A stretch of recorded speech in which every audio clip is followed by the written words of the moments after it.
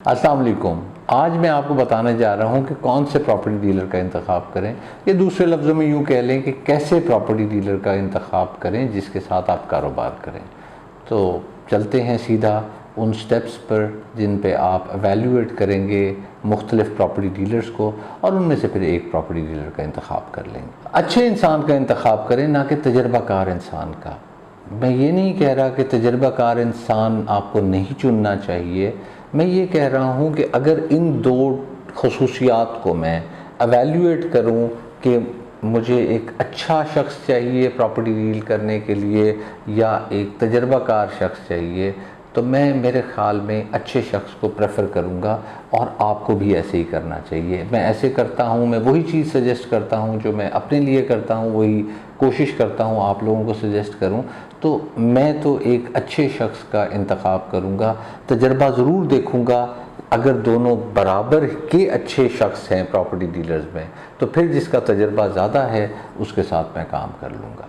उस मार्केट का नॉलेज काफ़ी हो जहाँ आप काम करने जा रहे हैं। अगर आप काम करने जा रहे हैं किसी एक स्पेसिफ़िक सेक्टर में, मैं मिसाल ले लेता हूँ डीएचए में। डीएचए के मुख्तलिफ़ सेक्टर हैं, मुख्तलिफ़ फेजेज़ हैं, उसमें अगर आप काम करने जा रहे हैं तो ऐसे प्रॉपर्टी डीलर का इंतखाब करें जिसका उस स्पेसिफ़िक एरिए का नॉलेज हो। इसे दूसरी तरह पुटअप करता हूँ, लाहौर की एग्ज़ाम्पल लेता हूँ। एक प्रॉपर्टी डीलर है, उसका बहरिया टाउन में दफ्तर है, बहरिया टाउन का नॉलेज है, उसके साथ डीएचए का काम करेंगे तो फर्स्टली उसके पास इतना नॉलेज होगा नहीं। दूसरा, जब वो वहाँ बैठा होता है तो उससे एग्जैक्टली डायरेक्ट क्लाइंट्स का पता होता है। जब आप सही से चूज़ कर लेंगे सारा प्रोसेस फॉलो करते हुए प्रॉपर्टी डीलर को, तो वो आपको, ज़ाहिर है हम अच्छा प्रॉपर्टी डीलर चूज़ करेंगे तो वो आपको ऐसी डील्स निकाल के दे देगा जो शायद बाकी लोग नहीं निकाल के दे पाएंगे, और ऐसे रेट्स पे ऑफ़र कर देगा जो बाकी नहीं कर पाएंगे। तो आपको, आपके लिए एक विन विन सिचुएशन बन जाएगी, और आपको फिर वो 1% कमीशन देना बिल्कुल दुखेगा ही नहीं, क्योंकि उससे ज़्यादा की वो वैल्यू लेके आपको दे चुका होगा। असल प्रॉपर्टी के मालिक से आपको मिलवाया जाएगा या ब्याने वाले से मिलवाया जाएगा। ज़ाहिर है हमेशा ये प्रेफर किया जाता है कि डील डायरेक्ट मालिक से हो। अगर डायरेक्ट मालिक से डील हो तो उसमें बहुत उभाम कम हो जाता है, बहुत सी चीज़ें क्लियर हो जाती हैं, बाद में डील में कोई प्रॉब्लम नहीं आती, ब्याने में बाद में प्रॉब्लम्स किसी हद तक आ जाती हैं।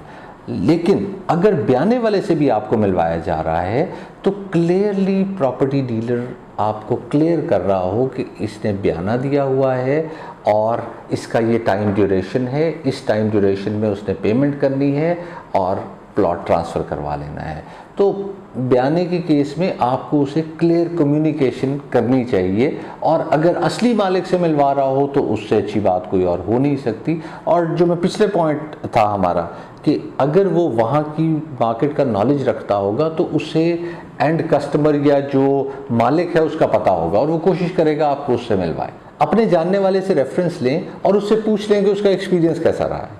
अब होता ये है कि जब आप प्रॉपर्टी लेने जा रहे होते हैं और किसी का आपके बहुत ट्रस्टवर्दी, यानी कि जिस पे आपको बहुत भरोसा होता है, उस शख्स का एक्सपीरियंस बहुत अच्छा रहा है, तो मेरे ख्याल में इससे अच्छा तो काम और कुछ हो नहीं सकता कि वो हमें बताए कि उसका एक्सपीरियंस बहुत अच्छा रहा है या बहुत बुरा रहा है।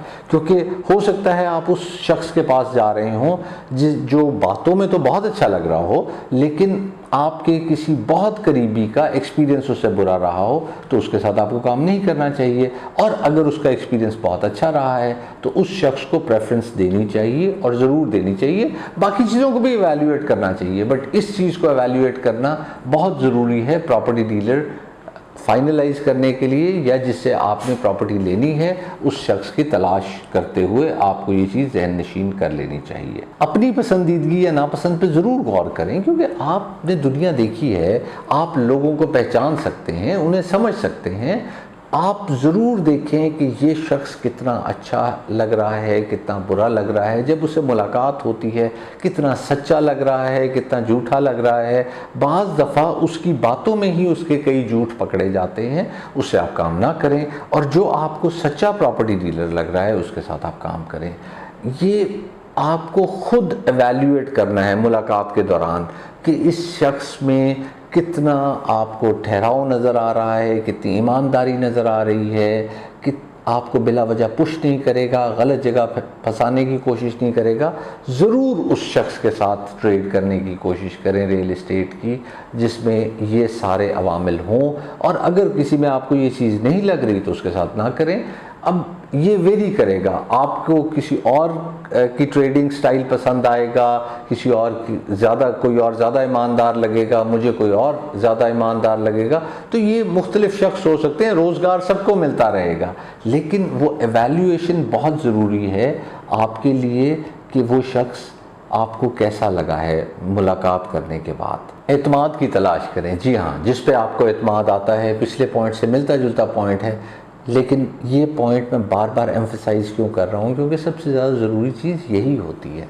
आप जब प्रॉपर्टी डीलर को मिलते हैं, अब वो आपको कैसा लगा है, इसमें मुख्तलिफ़ चीज़ें आप देख रहे होते हैं, तो एतमाद की तलाश करें कि किस कदर उस पर एतमाद किया जा सकता है, किस कदर उस पर भरोसा किया जा सकता है। ठीक है, आप भरोसा ना करें, वो एक अलग बात है, लेकिन एक एवेल्यूएशन, उससे पता लगेगा कि आप इसके साथ 1.5 करोड़, 2 करोड़, 2.5 करोड़, 5 करोड़, जितनी भी अमाउंट है उसका आप उस पर भरोसा कर सकते हैं या नहीं कर सकते। जाहिर है आपने उसे 5 करोड़ उठा के दे, इन एनी केस नहीं देना, लेकिन ये फैक्टर होगा कि आप उसके साथ ट्रेडिंग करें, क्योंकि फिर आप ज़्यादा कंफर्टेबल तरीके से उसके साथ ट्रेडिंग कर सकेंगे। तमाम तर सपोर्ट दी जाएगी। ये चीज़ जान लें कि आपको कितनी सपोर्ट दी जाएगी, कहाँ कहाँ। ट्रांसफ़र के वक्त क्या प्रॉपर्टी डीलर आपके साथ ठहरा होगा या उसके ऑफिस का कोई बंदा ठहरा होगा, वो आपको फुल टाइम सपोर्ट दे रहे होंगे, डॉक्यूमेंट वेरिफिकेशन में सपोर्ट दे रहे होंगे, सारी चीज़ें आपको ऑथेंटिक ला के दे रहे होंगे। किस कदर सपोर्ट दी जाएगी बहुत अहम है प्रॉपर्टी डीलर को चुनते वक्त, कि वो किस कदर सपोर्ट देगा या नहीं देगा, आपके रिस्क को कम कर दे। क्या ऐसा हो सकता है कि प्रॉपर्टी डीलर आपके रिस्क को कम कर दे?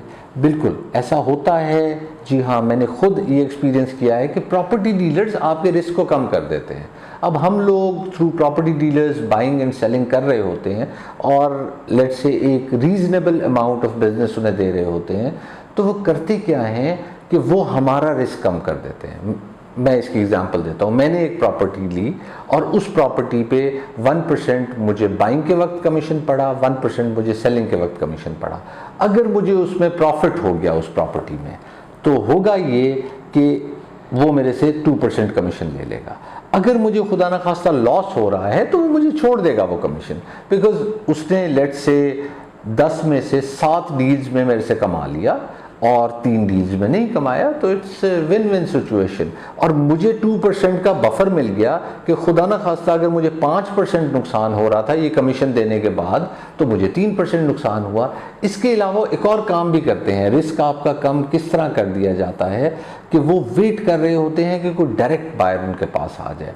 डायरेक्ट बायर नॉर्मली 1-2% एक्स्ट्रा देने को तैयार होता है। अब 1-2% उन्होंने अपना कमीशन छोड़ दिया, 1-2% उन्होंने मुझे इधर से वो फेवर दे दी, तो लेट्स से मुझे 4% की फेवर मिल गई। अगर मुझे 5% प्रॉपर्टी में नुकसान हो भी गया, लेट्स से मैंने शॉर्ट टर्म के लिए इन्वेस्टमेंट की, तो मुझे अगर 5% नुकसान हो भी गया तो उन्होंने 4% कवर कर लिया और इवेंचुअली मुझे 1% नुकसान हुआ। तो आप भी ऐसे प्रॉपर्टी डीलर की तलाश कीजिए जो आपका रिस्क किसी हद तक मिटिगेट कर रहा हो, कम्युनिकेशन किस कदर अच्छी कर रहा है और वाजे कर रहा है। दोनों चीज़ें बहुत ज़रूरी हैं। एक तो आपको वाजे करे हर चीज़, आपको हर चीज़ क्लियरली बताए, उसके बाद आपको हर चीज़ बताए, जितनी इन्फॉर्मेशन उसके पास है वो आपसे शेयर करे और सब कुछ सच सच शेयर करे। ये एक इम्पॉर्टेंट ट्रेट है प्रॉपर्टी डीलर का, जो आपको एवेल्यूएट करना है कि वो कितनी डिटेल में आपको प्रॉपर्टी के बारे में बताता है। ये जनरल नंबर बता देता है, ये नंबर है जी, ये नंबर है, ये नंबर है, ये नंबर है, जाके देख लें। हो सकता है वो आपको विजिट करवाए, विजिट करा के एट साइट प्लॉट की सिचुएशन बताए, उस एरिया की सिचुएशन बताए। जितनी डिटेलिंग, जितनी कम्युनिकेशन अच्छी होगी, उतना आपका डिसीजन आसान हो जाएगा। बेशक वो हाँ में हो, बेशक ना में हो, लेकिन डिसीजन आपका आसान हो जाएगा। तो कम्युनिकेशन सच्ची हो, क्लियर हो, सारी हो, ये सारी चीज़ें अगर हो जाएं तो बहुत अच्छी बात है। नॉलेज काफ़ी हो। पहले मैंने बात की थी स्पेसिफिक एरिया के नॉलेज की, अब मैं जनरल नॉलेज की बात कर रहा हूँ about real estate, about property. वो आपको थोड़ा गाइड करे कि अभी थोड़ा सा मार्केट रुकेगी, अभी डॉलर बढ़ना है तो आप ओवरसीज़ इन्वेस्टर हैं, आप डॉलर में थोड़ा होल्ड कर लें, इस तरह की आपको रिकमेंडेशंस दे।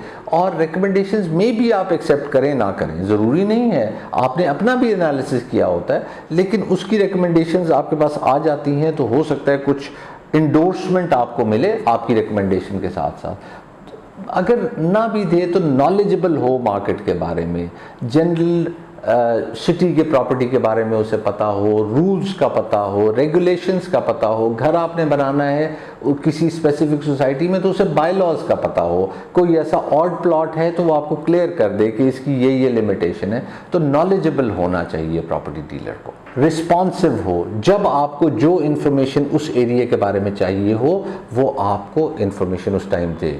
मे बी आप उसे लेट कॉल करें, आप किसी बाहर के मुल्क में रहते हैं, वो पाकिस्तान में है, आप 9 बजे कॉल करें, 10 बजे कॉल करें, आपको सैटरडे संडे को छुट्टी होती है, सैटरडे संडे को रिस्पॉन्ड करें। इसी तरह नॉर्मली प्रॉपर्टी में फ्राइडे को छुट्टी होती है, फ्राइडे को भी आपको उसे रिस्पॉन्ड करना चाहिए, क्योंकि हो सकता है आपने कोई बहुत क्रिटिकल इन्फॉर्मेशन लेनी हो तो रिस्पॉन्स करे।